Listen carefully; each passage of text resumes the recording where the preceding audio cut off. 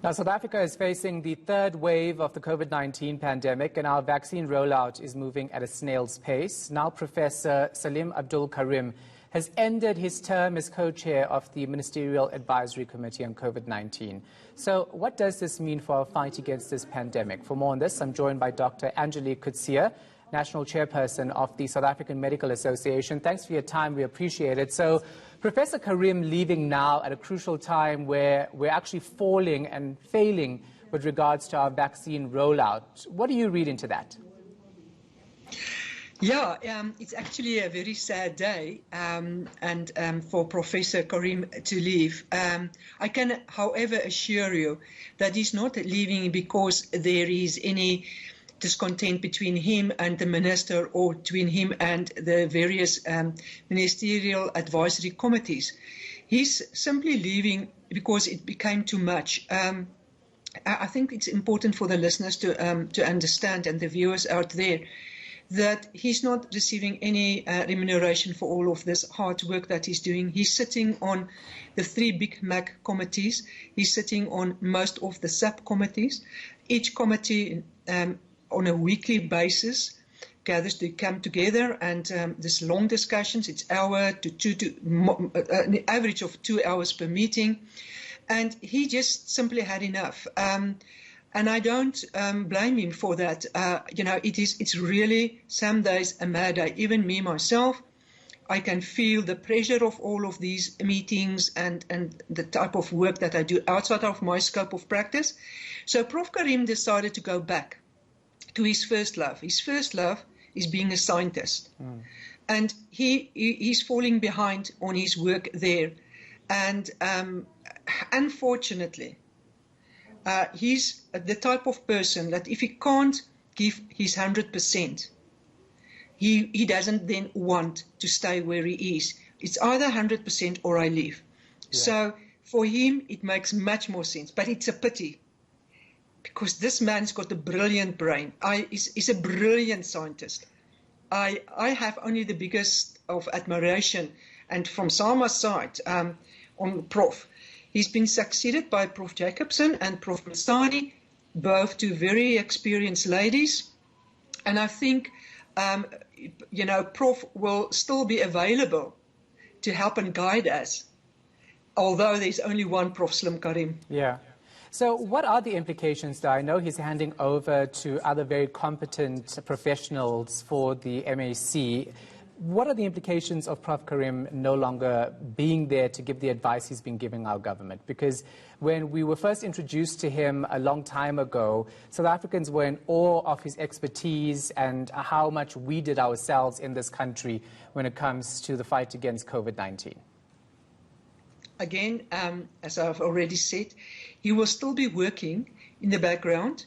He will still do some of these research, also being part of some of the vaccine researchers. He's working very closely with Prof. De Oliveira.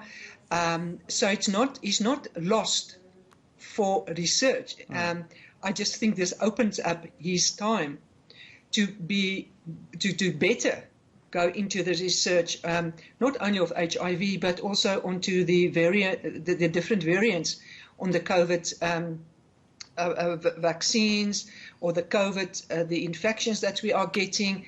As I've already alluded to, he's working with Prof. De Oliveira. That's still going to carry on. So it's not that he's lost. He just go back to what he loves. And I think that is also very, very important. Yeah.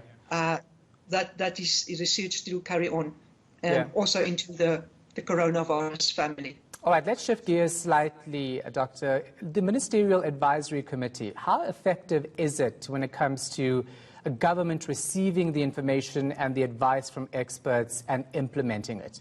Or is it just partly considered in the overall picture when it comes to what government actually does?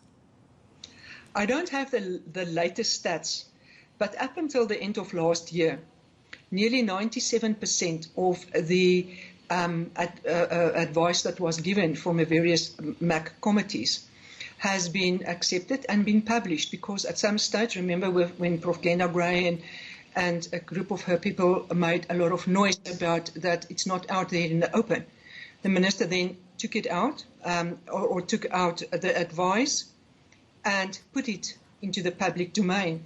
So most of these advice are in the public domain, and from the minister's side, we find that he's very amicable towards the advice being given. But remember, from him, the advice goes up higher to the Corona Council, and I think that sometimes there might be different views there. And again, I need to stress, because this is what Prof. Karim many times told us when we were disheartened and said, but this is not what we advised. He then said to us, remember, this is only an advice committee. We can only advise, and it's a prerogative of the minister and the National Command Centre to apply their minds and do what they want to do. We can only advise, and that is our function. Yeah. And of course, the advice that is given is crucial in the fight against COVID-19 because you are the experts. So let me ask you then about South Africa's vaccine rollout plan. It's dismal, to say the least, because we haven't even initiated our phase 1. The Johnson & Johnson vaccines that we are giving to healthcare workers is part of a global trial. The Minister in the Presidency today again confirming that we have not rolled out our own program. I mean, what's the way forward with that? Because is government, as you stand as an expert, doing everything possible to get these vaccines for South Africans? Very good question.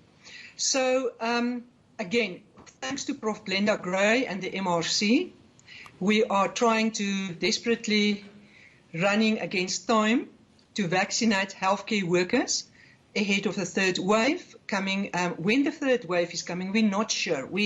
We only speculate. Maybe we will see an increase after Easter weekend. Maybe the third wave will also be more clearer around about June, July. But the problem is, if it wasn't for them, we will still not have any vaccines. And unfortunately, the manufacturers of the vaccines are here or here need to be taken to task.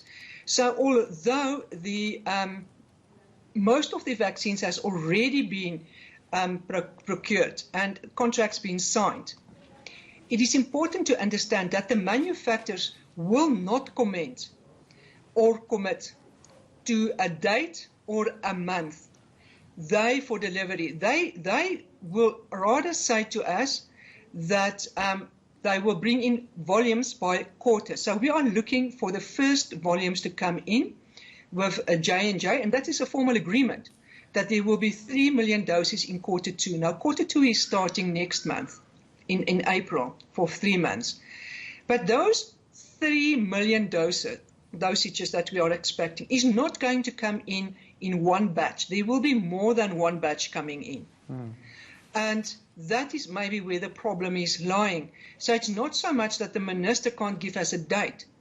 He can't get a date from the manufacturers, and that's worldwide the problem. We also know, taking cognizance of the fact that the European unions want to stop export of vaccines from Europe for the next 6 weeks. From our side, from SAMA's side, we would say, I think they need to be adhering to the contracts that's already been signed and don't take new assignments. But those contracts that's already been agreed on must be delivered. Yeah. All right. Thank you so much for your time. Appreciate it. Dr. Angelique Coetzee, National Chairperson of the South African Medical Association.